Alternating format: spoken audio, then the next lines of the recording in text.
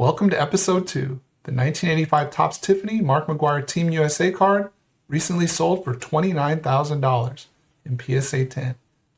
Today we're going to look at how to identify that card along with any other 1985 Topps Tiffany cards. Let's take a look at the differences between the Tiffany and the Topps base. You can see the Tiffany has the more vibrant colors, also has a glossy coating. Unfortunately, you can't really see that from the scan, but if you have it in hand, you can see and feel it.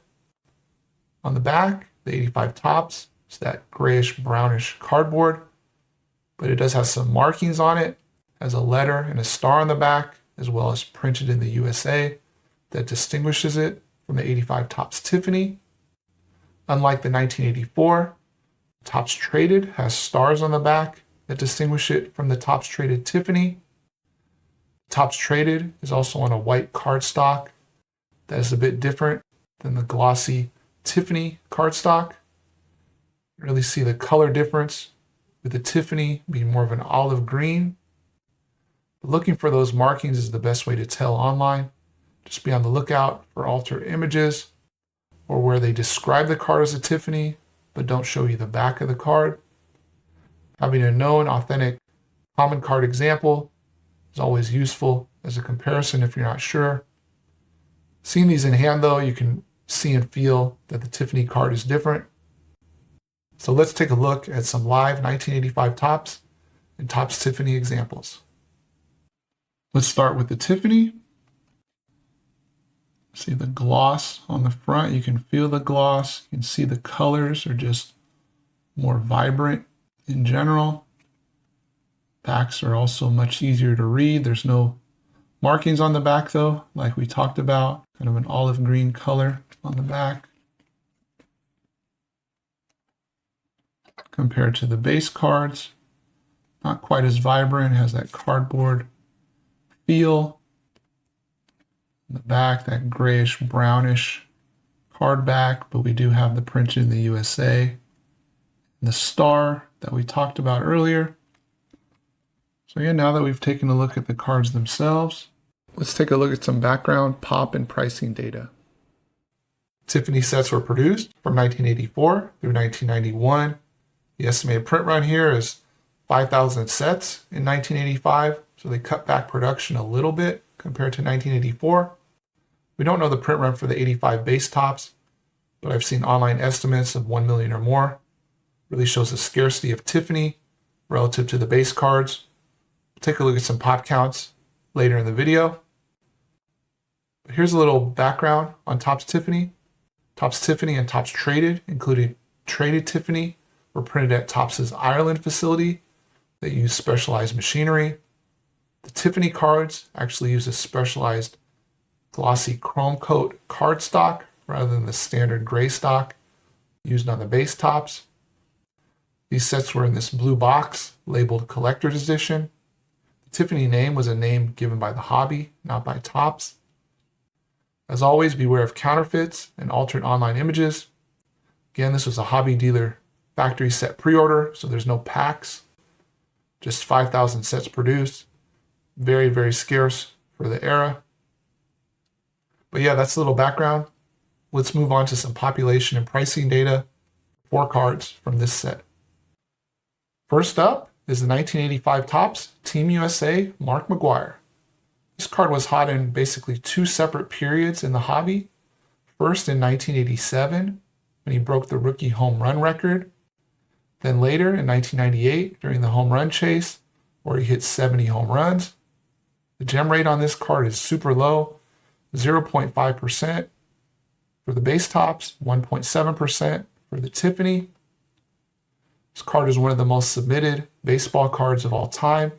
More than 67,000 copies have been submitted to PSA. You can see the PSA 10 here on the base, $5,242.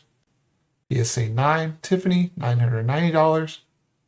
Tiffany PSA 10 sold for $29,000. It's more than the Mattingly that we looked at in the 1984 series. So I was curious why the gem rate is so low on this particular card. So let's take a little bit deeper look. So there's a combination of issues contributing to this low gem rate. A couple of the main ones I found was the coloring of the card and the location of the card on the sheet. You can see here it's located on the first column, second to last row. People also submit this card in lower grade due to the value. That also hurts the gem rate. Let's get to the next card. As promised in the 1984 video, I'm profiling the same 3 Hall of Famers for the 1985 set. Nolan Ryan, he has cards spanning 4 decades, so he's collected by multiple generations. PSA 9 price ratio here is only 2x to get to the Tiffany. What would you choose? The base PSA 10 or the Tiffany PSA 9? Really like that PSA 9 Tiffany price there, only $284. Then you look at the Tiffany PSA 10, $3,549. That's not much of a premium to go from a PSA 10 base to a PSA 10 Tiffany, given the pop is significantly lower on the Tiffany PSA 10.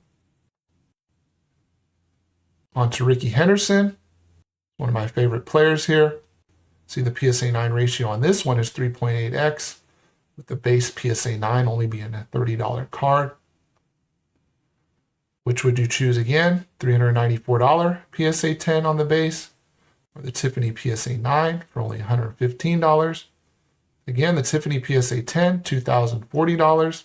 Significant premium to go to the Tiffany PSA 10 from the base PSA 10. Next up, Cal Ripken Jr. Gem rate difference here between the Tiffany and the base made me think I had the wrong data. I actually dug deeper into this one, especially seeing that 29% gem rate for the Tiffany.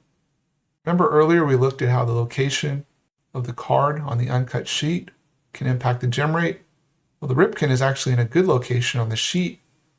It still has a really low gem rate on the base Topps, only 4.1%. Did some research online. Sounds like the plates for the Ripken sheet actually got misaligned early on during production. Topps didn't make any sort of corrections. This set also is prone for the ink not to hold on to the cardboard stock as well, particularly lots of dark colors here, that dark black ink here, not getting absorbed. Tiffany, on the other hand, was lower production, so the plates stayed aligned. The ink also absorbed better to this premium glossy Tiffany stock. You can see the PSA 10 pop is actually lower on the base Topps than the Tiffany. Recent sales price, very similar for both PSA 10s. The market seems to have made some adjustments to this gem rate and pop anomaly. In terms of which you would choose, the data here is a bit different than typical. If anyone has any other info on this or other gem rate disparities in Tiffany, leave a comment below. Here's the summary data for the 4 cards. Plan to continue the series to 1986 in the coming weeks. I'll see you on the next video. Thanks.